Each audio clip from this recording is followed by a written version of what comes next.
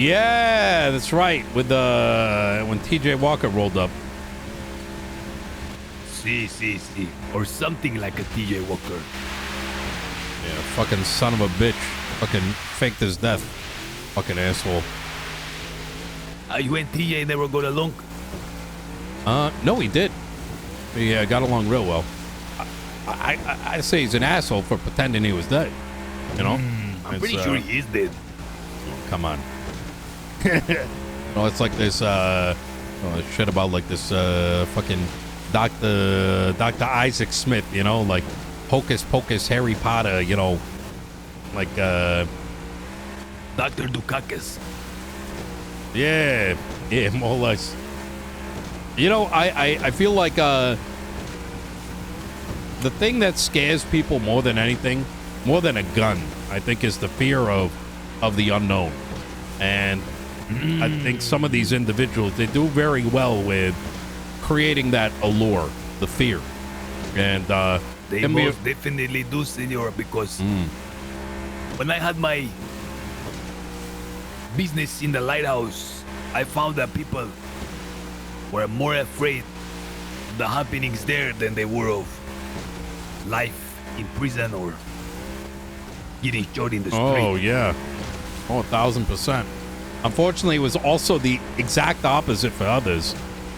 I don't know if anyone told you this, but some of these dumb fuck cops were making deals with them and trading their antidotes around as opposed to working on a solution.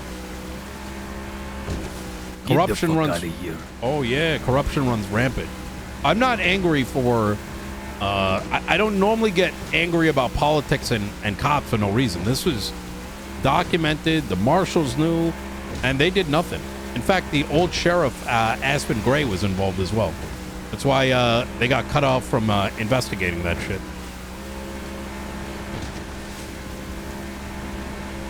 Ay, that is fucking fascinating. Oh, yeah. Yep. So, you know, Aspen was my arresting officer who decided to push the charges and... Really? What? See, I thought it was Aaron. Well, upon my return, I had an accident in the water and washed up ashore.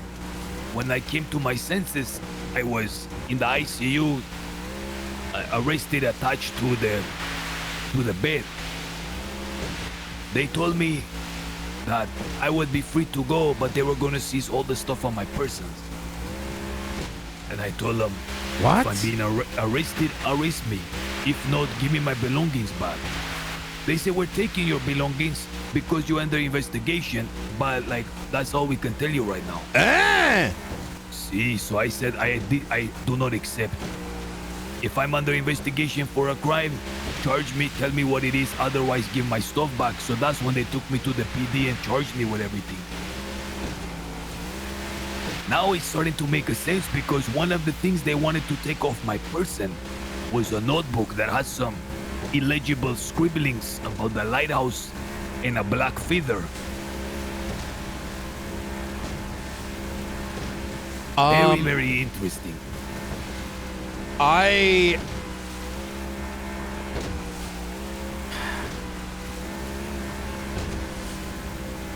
The thing that bothers me the most is that I want to be the devil, but I've been surrounded by demons. You know, when I first took office, I always had these, you know, I want to dabble with a little bit of corruption, you know, move a little bit of money there, do a little bit of, but the moment I got the position and started to kind of look into Pandora's box, it's been consistently shocking how bad the rest of the government is. And it's put me in such an odd predicament where in a way I've had to be the good guy, so to speak.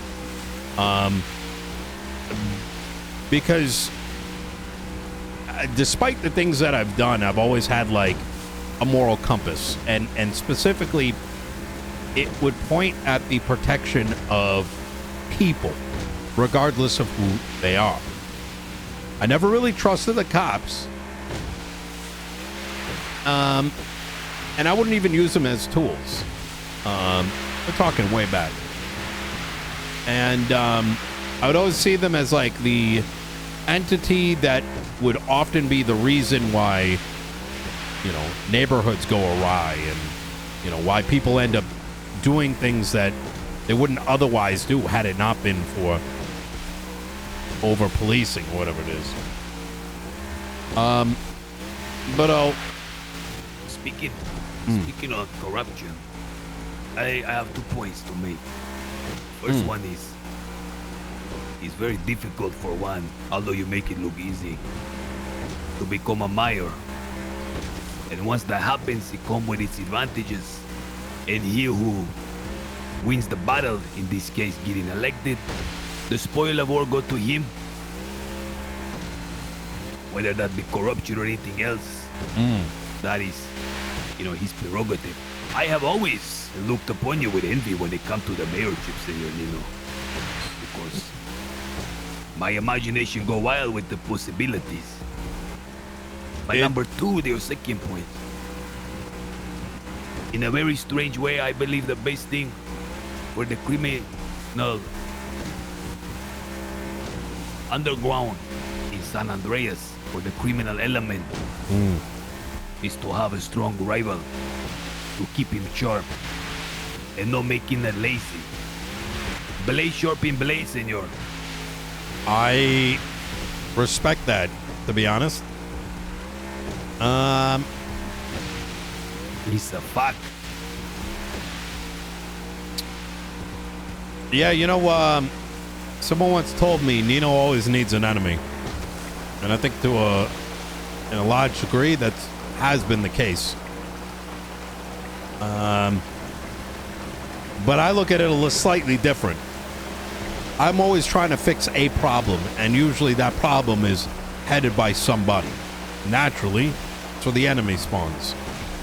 DOJ at one point, you know, some of what I've talked about now, police corruption being another.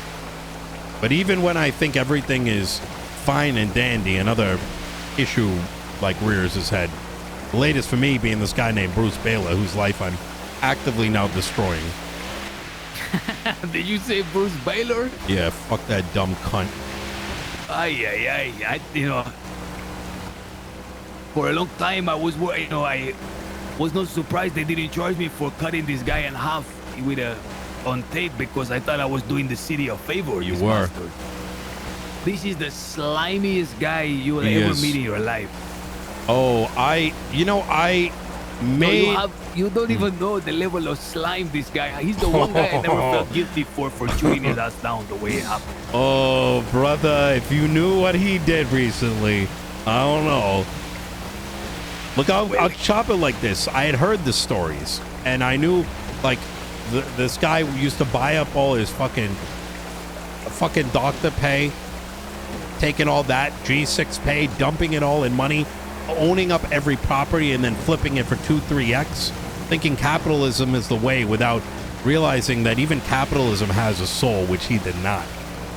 I used to want to fucking burn him at the stake.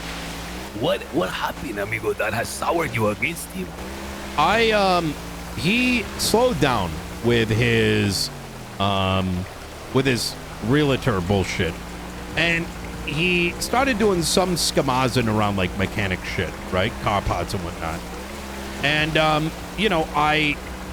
as the mayor, I have to, make sure PD's getting their funds and whatever for upgrades, and the city's eating good, mechanic shops.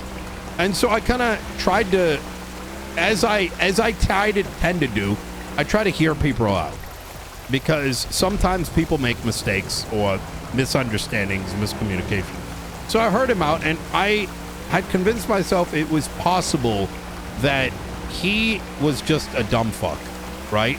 And he just wasn't raised well. And that maybe I could steer him in the right direction, give him a second chance. And he begged and pleaded for a second chance. So I made him the head of mechanic work over at Court Center.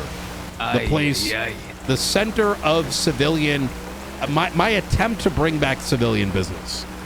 And within 6 weeks, he went from pleading for this to brother, I couldn't even list it out.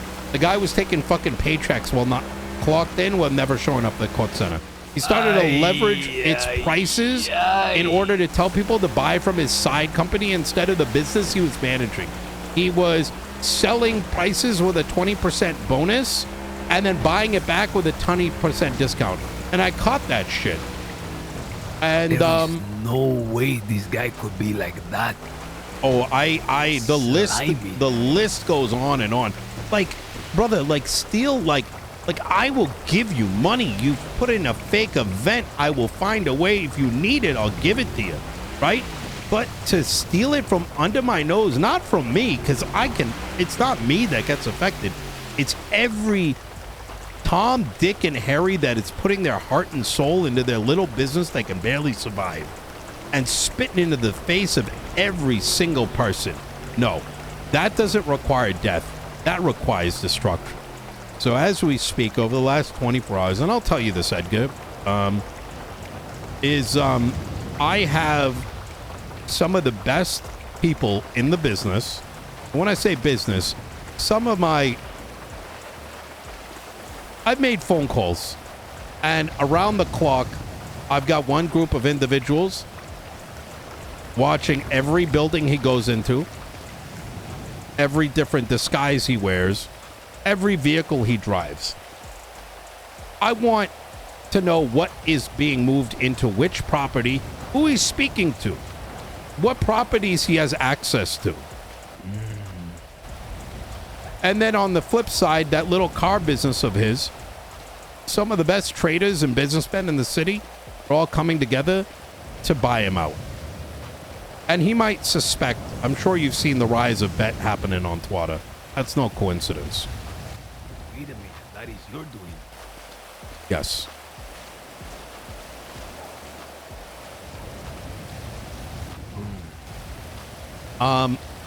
And by the time I'm done, and please do keep this to yourself there, Edgar. 100% it will stay between me and you. You have my word on that. When the court center reopens up in a week or two, whether you are a small business looking for wholesale prices, whether you're just someone looking for an engine pot upgrade, you'll be able to conduct said business without having to worry about some scumbag with too much money coming in and fucking you over. That is insane that he would do that after being given not only a second chance, but the opportunity for something huge, a position with prestige. That's I'm sorry, go ahead. That's the thing I couldn't understand. And even till the very end on that fourth conversation, each one, myself looking for an excuse as to why he may have possibly made a mistake. It all ended with me just asking him a simple question. How much did you profit from Court Center? And that one simple question alone had him crash out in front of not just me, but somebody that was in his own crew, throwing everyone under the bus. If someone's got an answer to everything, usually means they're lying. And like I said, his days are numbered. What's funny is when I first caught his attention, when he caught my attention, he was in Vespucci. And everyone spoke ill of him, but I gave him the benefit of the doubt. I talked to myself, wow, this man really capable. He's a good businessman. People just misunderstanding. I'm going to reach out a hand to him and potentially work together. But I soon found out that this, if everyone is saying this, maybe there's a sliver of truth. And then he did something very stupid to me and to someone I care about, and that was it. He's been caught out since. But to be given a second chance, you actually gave him, after money, after a certain bracket, life doesn't change that much. No. But to be given the keys and the authority to oversee the entire civilian business heartbeat of the city and to turn it into your own personal get-quick-rich scheme is another level of stupidity that genuinely surprises me. And it's exactly that. He had access to as much money as he wanted. He could have had the power he probably desired. And in fact, he would have walked away with one of the hardest things to achieve. And that's having many people of this island looking at you and saying, you know what, I appreciate you. You know what I mean? Genuinely. But instead, I don't think he embezzled more than like maybe 2-3 million pocket change. One fucking bullshit event request worth. All that could have, I could have fucking handed that to him in cold hard cash. Well, the good news is you know what he is now. And I find it really interesting to see this approach you have taken because, you know, some people understand violence, but others not so much. It seems the approach you are taking is a little more injurious to him. It's almost like beating him in his own game. You know, a long time ago, there was a lawyer who did me wrong, real bad. And even as I tell this story, I don't really seek out vengeance very often. I think it's almost a waste of time, right? Easier to forget and move on and focus on what's in front of me. But he had crossed a very, very unfortunate line. And I didn't hurt him that day. Instead, I did something much worse. I walked up to him after he had known what I had done to his friend. And I told him that there is a bounty on his head. But I'm not going to tell him what that bounty's for. And it's not going to happen today and not tomorrow. But every time a car slow rolls him, he's going to be looking at that vehicle, that driver, trying to peek inside. And wonder, is this the end? Or what is about to happen to me? 8 months later, he came to me. And he told me to stop. I had even forgotten I had done that. That's how you can really hurt somebody. I believe in mythology it is called the sword of Damocles, forever hanging over your neck, and it's not so much it falling down, but the fear of when, if, always hanging over you. I suppose, however, with all this said, that this was not gonna be the main topic of our conversation. I know you have a flight to catch, so please, what would you like to discuss today? Well, you know, my primo told me that to get in contact with you, that there was something that you wanted to ask me or talk to me about. I personally was very curious again in the inner workings of what you had set up in the past. I found it very interesting. One, the pace at which you move, the people leaving deposits. I believe that this is a model worth preserving. And if not improving upon it, even a bastardized version of it would do good for anyone to, you know, take advantage.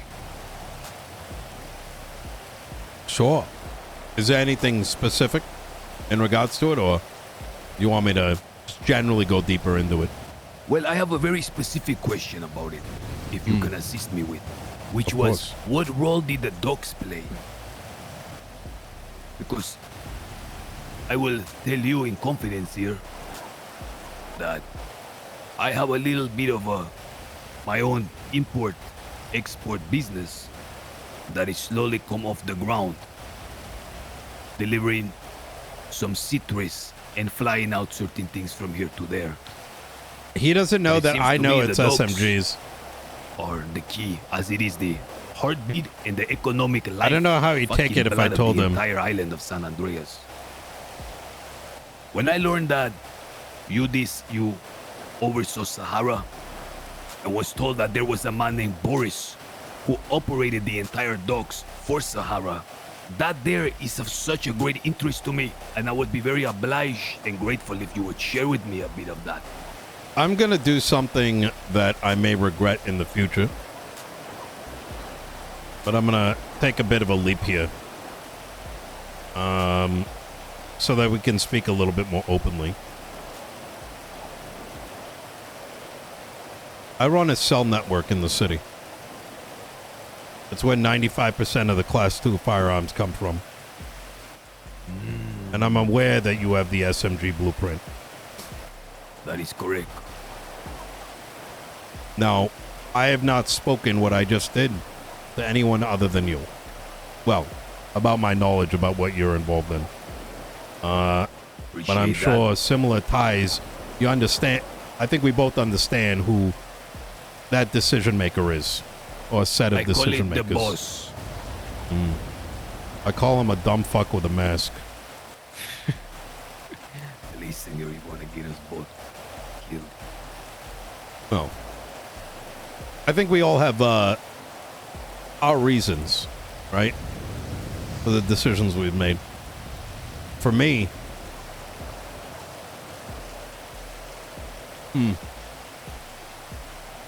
I don't know why I did it, but just so it doesn't have you scratching your head too much, I had targets, big targets, justices at the time, right, police departments, and people needed to be able to fight back. I no longer, they didn't really help me much. I had to solve those problems myself. Now it's just a fucking burden. One that I'm probably going to be wiping my hands clean of sooner than later. So the biggest piece of advice I'm going to give you, and this is probably even bigger than the questions that you're about to ask me, is that this thing that may appear like a prized possession can very, very quickly turn into the biggest burden of your life. And it's not because of the boss or whoever the fuck he works for, but it's because of the unsatiable appetite from every dumb fuck on the street. Every dumb fuck that eventually gets so exhausted from having to wait fails to understand that pricing is not decided by any singular individual. It's when no matter what you do, there is no happiness. They just want. And eventually, they're just staring at a vending machine or calling up its customer support. So, the situation here is such that I have experienced this already. Because you have been so open, I will likewise honor this openness. Of course, with the understanding that remains between us, that the production is not here. It is tucked away in a small island in the Caribbean, in my home country. The supply chain, I will not lie, is very volatile currently. This is why I must fly out to oversee something. These things are traveling from great distances in very small quantities. As I have said, the supply chain is in its infancy. So whether people would like to want it now or later is not up to them. And I have witnessed this, experienced this already.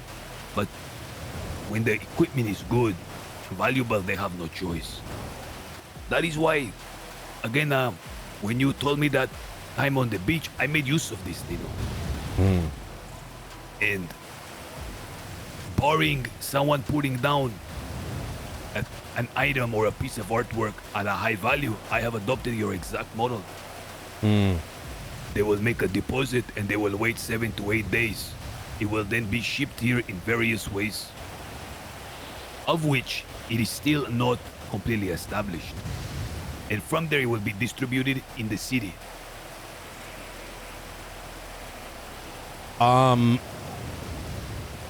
That's very smart. And I've operated very similarly.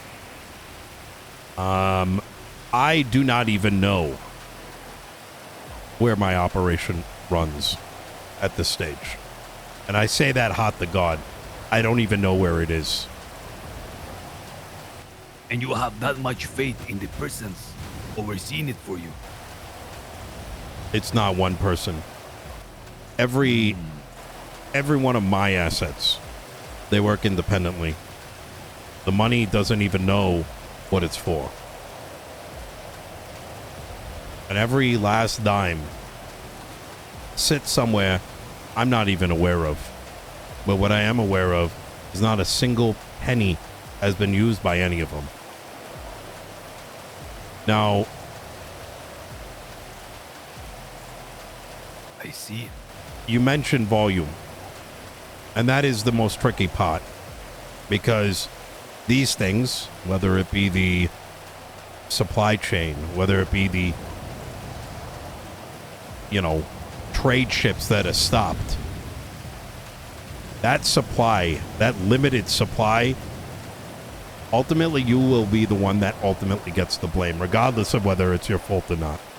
But I do advise, continue doing what you are doing and do not let any of those opinions stop the way you work. Did you catch heat from the boss or the dumbass with a mask, as you say? My business partner. I see. What about Now, him? say that again. You said something about the business partner, but I didn't hear what. No, I don't know if the impatience came from the boss. No. Or from... Okay, I understand. There was a... And I refer to him as a partner because some of the decisions very similarly were... I'm sure you were at the meeting. And there was many things said. I was present. I can't describe exactly how, but I know the things that was stated.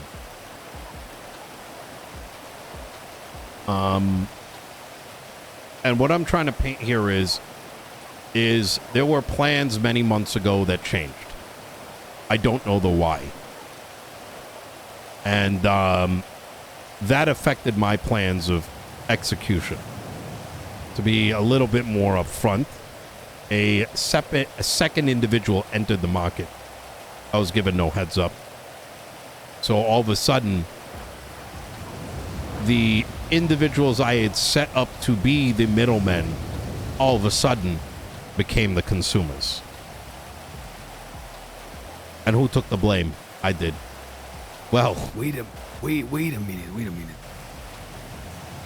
Rather than you having the sole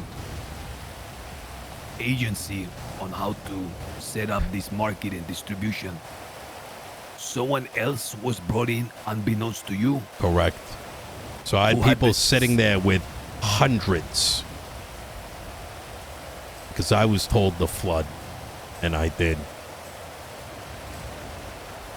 4,000 Class 2s hit the street in a span of 6 weeks. Ay.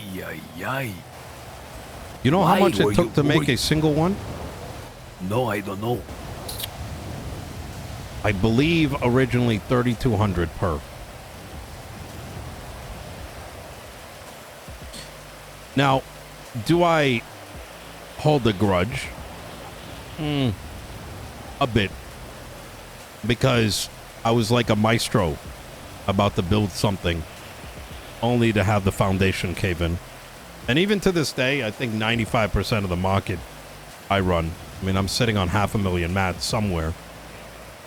But for me, it was the picture I was painting, if that makes any sense. And unfortunately, halfway I through, am a little bewildered. So the responsibility of these class 2s was in your sole hands, but then it was dropped in the lap of another. another one made its way. I And still this don't other know the person why. Didn't I have never the same asked. sensibilities when it came to distribution as you did. He was not guided. In fact, to be more transparent, because I don't want you to be, what's the word? I don't want this to hit you out of nowhere. And hopefully it doesn't. And I will say that I will So speak it on is- that matter when I have a chance. So it is possible that another may Correct. have the same opportunity to distribute as I have. You could get blindsided. To give you an idea, the rollout plan was to have a device, and things would need to be done.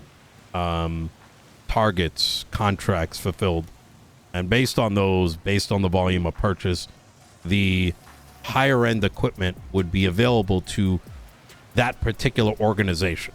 So if a group, for example, were to purchase a certain amount, they'd get access to a little bit more, right?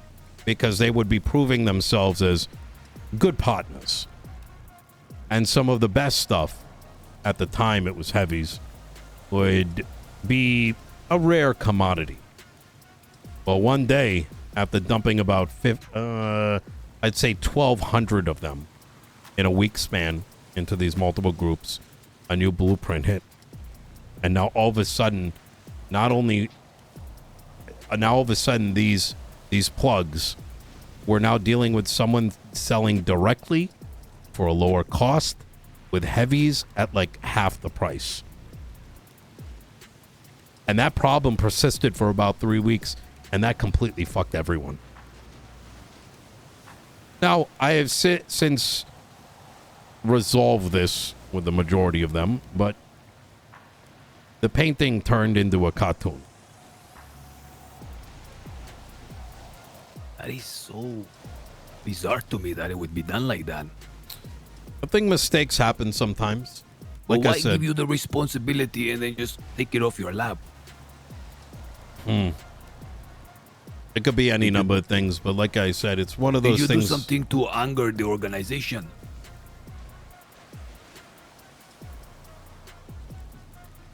I don't know. It could be anything. A lot of people do get in his ear. Could be something as simple as some stupid motherfucker crying about not being able to have something that someone else did and couldn't wait 2 days. It could be anything, really. Like I said, it's not something that really bothers me at the end of the day. I've really just treated this as a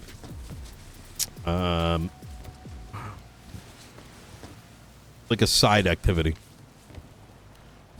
like a hobby. See, I understand. And it's not a grudge I'm willing to keep. Partnership is still there. Whether I still have my interest is another matter. So, once again, that advice being just, I don't want to see it happen again. So, you have my word that that is a topic of discussion I will heavily recommend. Mutual contact. Are you suggesting that I bring this as a point of conversation? No, because I I would will. not like to reveal at all that we had this talk. No. Okay, good. I will separately. You know, I hate to do this because this is such a topic of fascination for me now. I feel like I'm getting a lesson here. But I need to fly out very, very soon now to oversee certain things. Understandable. I can't believe that you were blindsided like that. I believe it was unintentional. And that's why I didn't really hold a grudge. I can normally tell when there's malice. And I think this was just future planning. I see. Well, and I also kind of made it look easy.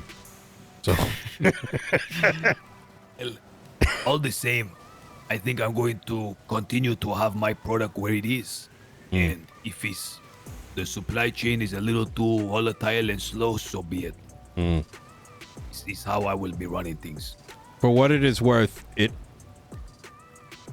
there has been the stuff that I have provided that will be slowing down. Because I think your stuff needs to make its way in and become the de facto thing that people get their hands on. Otherwise, amigo, you like go to a fucking traffic stop, people pulling out fucking AK-47s. I know that's what the boss want, but it's...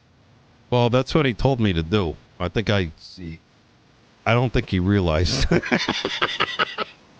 People go shopping with like an AK like slung on their back and M16. I mean, I was at Mosley's and some guy walking around Mosley's while his friend getting car repair with an M16 in his hands. Yeah, that, I'm going to be honest, kind of bothered me too. I've always felt like some of the best equipment should be very hard to come by. I will say that since I've last had my hand in many years ago in this kind of very similar space, there was more coveting of these things. You wouldn't just ride around with an AK all day, but now everyone's riding dirty, right? Seems as though it's clear that there is a definite desire here to bring everything towards like a crescendo of doom, as it were. I'm not sure how much is real and how much is hocus pocus, if I'm going to be honest. But I think maybe that's a conversation for another day. I think so too, senor. I really would love next time if you can just give me a little bit of education on Sahara and the dogs and how your plan was devised. Absolutely. Nino, people, I'm telling you, man, they don't understand how vital the dogs are to the economy, the economic lifeblood of this city. The person who holds the dog holds so much power. I think we live in a society has changed a lot over the years, and I think right now we're living in an age of entitlement. And if you're entitled, worrying about how that bread hits the table is sort of almost irrelevant. Oh, there you go. There it is. Wanted to have my hands on that beautiful wheel. Oh, it's not bad, right? What's something like this retail for? I think it was 2.7. While we head back to the place, to the dogs, did you oversee or have anywhere in your distribution or your importing in the dogs by sea?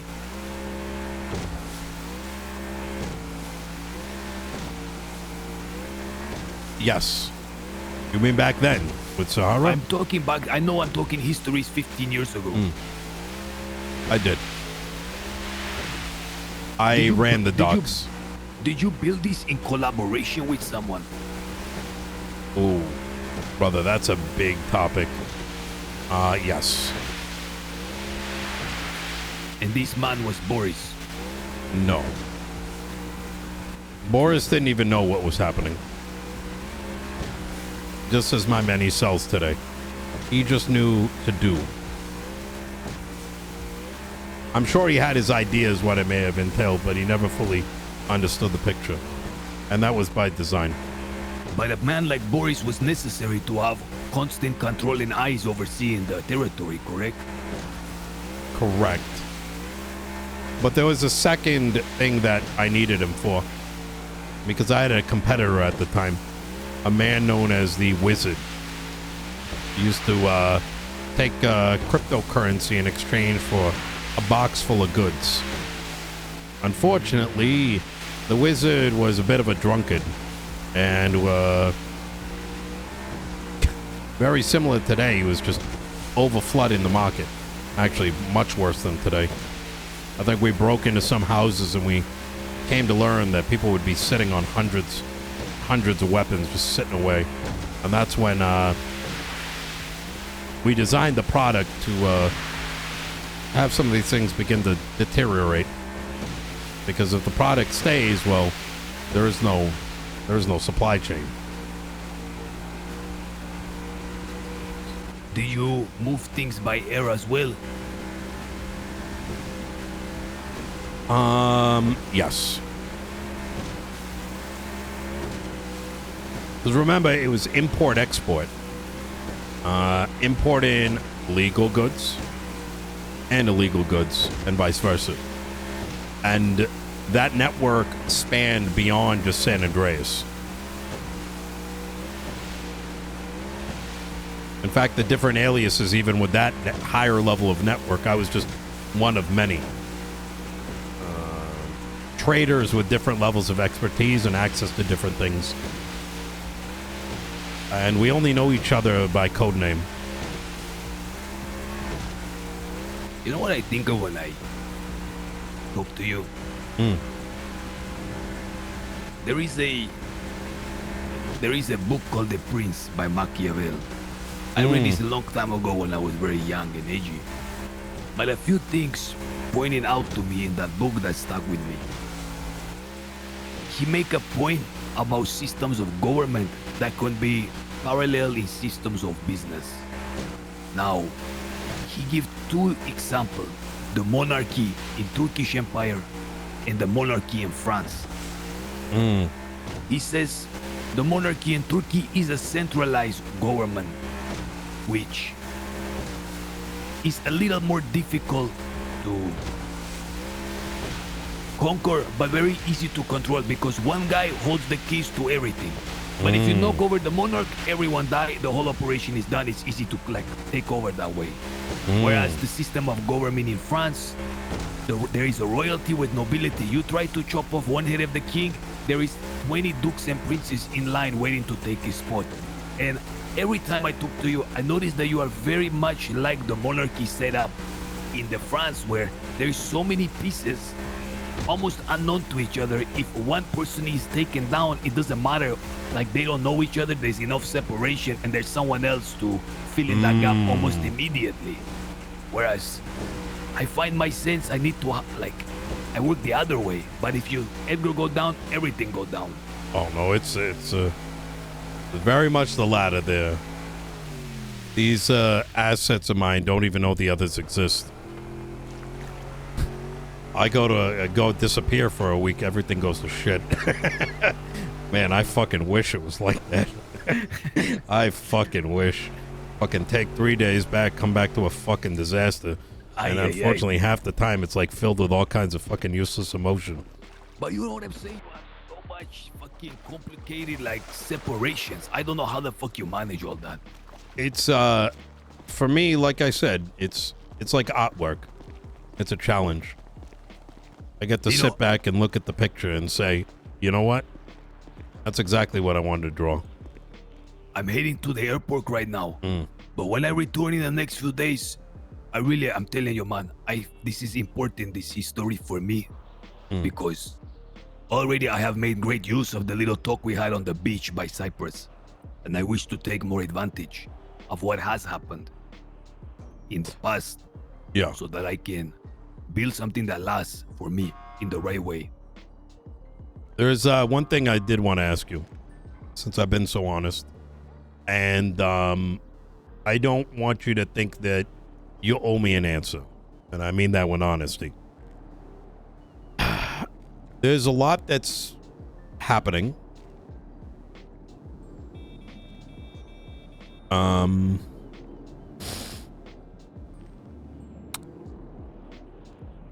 There's Norman, Pestilence, the governor, investors, people we truly owe our debts to. And I like to poke at that subject at some point. I was recently led to some information by a old rival / friend, let's call it. An individual that was talking about Doom.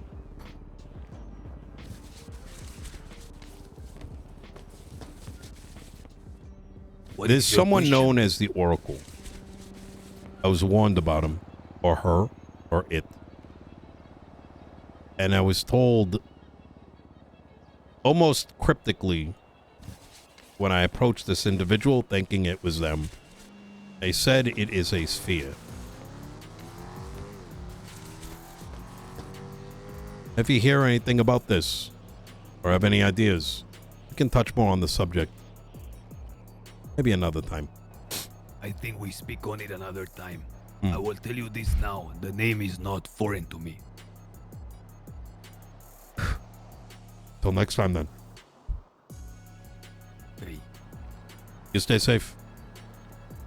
Adios, Nino. I see you soon, amigo.